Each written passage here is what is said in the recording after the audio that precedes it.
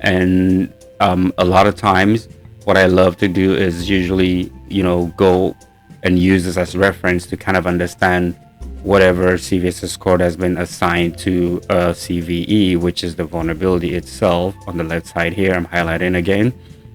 That's to kind of aid you in determining even if you think or agree with the scoring that's been assigned to that CVSS score, to that vulnerability. My apologies. So that's it. Two things to note here. First.org. This is the site. This is the entity that's responsible for coming up with the specification documents for assigning the CVSS scores and the calculation. I did mention it's gone over several iterations. As you can see, there's a version 1 down here. There's version 2, version 3.0, 3.1, and all the way up to version 4, which is the current specification. So you always, if you go into each of the versions, they have something different. So if I go to version 2,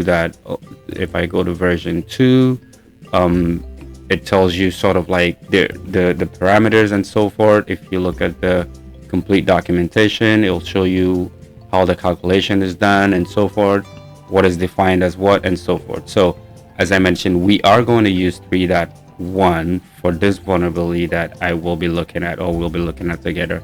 So let me just go back to that, and I'll just go back to let me just hit back. Yep, so I'm back to that. Cool. Now back to the left side.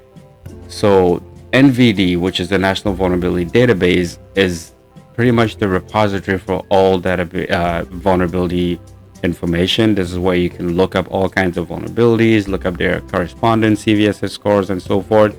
A lot of the data that's in here is what's built into many of our vulnerability scanning systems, such as the Qualyses and Nessus scanners and so forth. So this is where you find NVD is pretty much like the one that hosts the repository for all known vulnerabilities and CVEs and so forth, with their corresponding CVSS scores.